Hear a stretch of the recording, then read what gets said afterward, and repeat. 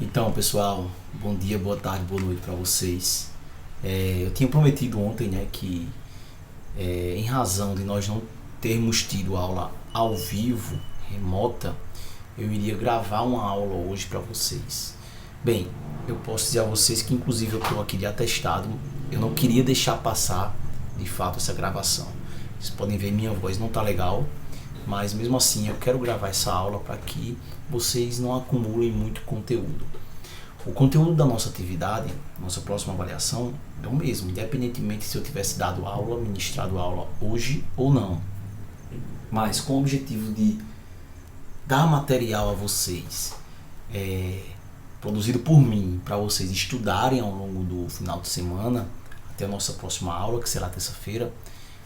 Com esse objetivo é que eu estou gravando essa aula, então eu peço muito a vocês, eu espero que a minha audiência lá no meu canal, né, ela de fato tenha aí nesse final de semana, porque eu confesso a vocês que eu estou aqui me esforçando para que vocês tenham esse conteúdo, embora eu já tenha passado para vocês material escrito relativo a esse conteúdo de mapeamento. É um tópico muito importante da nossa disciplina, tá?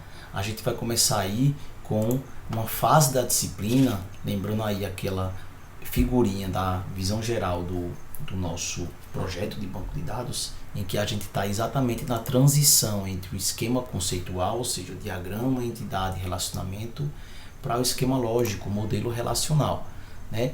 E na aula de hoje a gente basicamente, eu confesso a vocês que eu vou até onde eu aguentar, porque a minha voz realmente não está boa, mas o meu planejado é fazer com que a gente consiga compreender que a partir das entidades, como a gente faz o mapeamento das entidades, tá? Do entidade e relacionamento para o relacional, ou seja, para a criação de tabelas, e também a parte de relacionamento binário, tá? E na próxima aula eu pretendo que a aula de terça-feira a gente fazer a parte de relacionamento enário, terciário, quaternário, etc., assim como atributos multivalorados e mapeamento de herança. Então vamos começar. Mapeamento de entidade regular. Bem, o que eu posso dizer a vocês é que é muito simples. Para cada entidade a gente cria uma relação. E os atributos dessa entidade vão ser o quê? Vão ser também atributos dessa relação, vão ser colunas dessa relação. O que é uma relação? É uma tabela. Então olha só, quando eu tenho uma entidade, eu crio uma tabela para aquela entidade.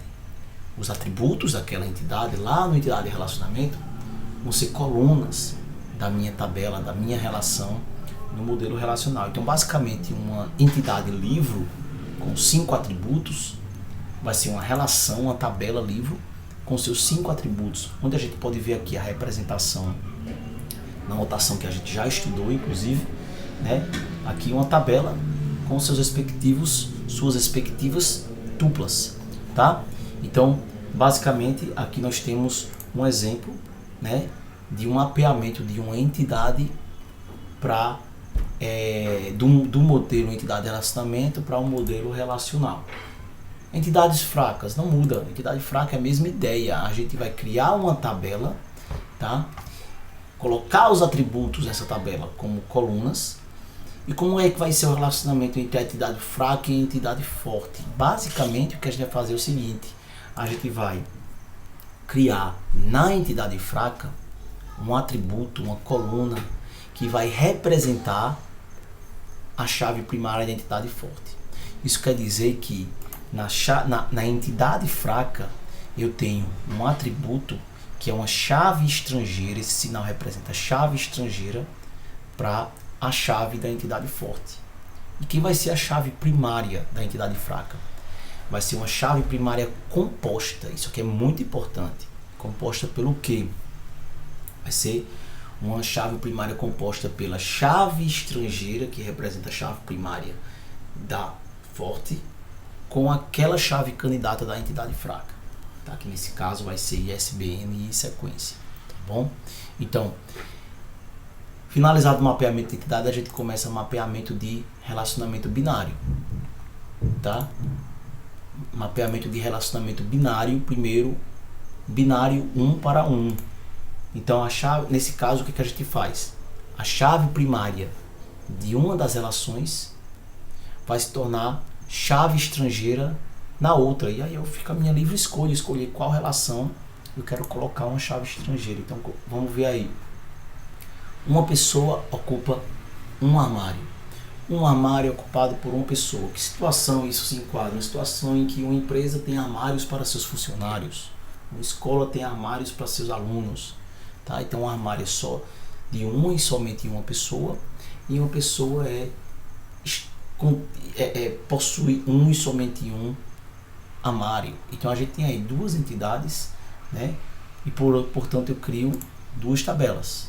A tabela pessoa, a relação pessoa com seus respectivos atributos, e a tabela armário com seus respectivos atributos.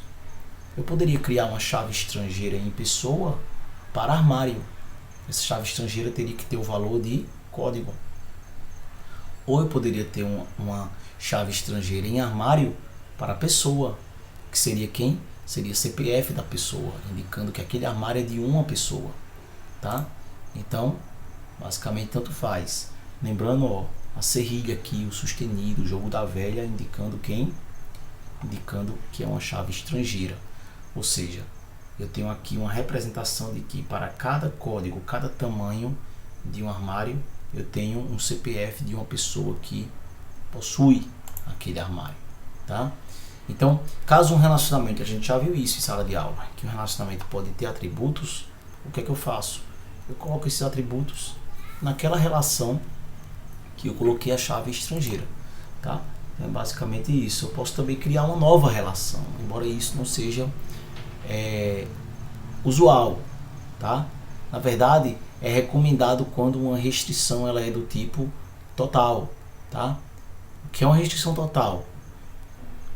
Quem vai saber é quem está estudando o material, tá? Uma restrição total, será que é aquela em que um só existe se o outro existir? Como é que é, pessoal? Será que é uma sobreposição? Eu quero que vocês lembrem disso, tá? Então, olha só, relacionamento binário um para muitos. Como é que é o relacionamento binário um para muitos? É aquele em que uma pessoa, ela pode ter, por exemplo, várias casas, mas uma casa só pode ser de uma pessoa, né? Um professor pode ter vários orientandos, mas um orientando pode ter apenas um orientador. Como é que eu faço esse mapeamento para o modelo relacional? Então, olha só esse exemplo. Um departamento tem vários projetos. Um projeto está lotado só em um departamento. Cada uma das entidades com seus respectivos atributos. Como é que a gente faz aqui? Vamos pensar na lógica. Se eu tenho uma tabela departamento com várias tuplas, uma tabela projeto com várias tuplas, qual seria o local ideal de colocar uma chave estrangeira de um para outro, de modo que represente um relacionamento um para muitos?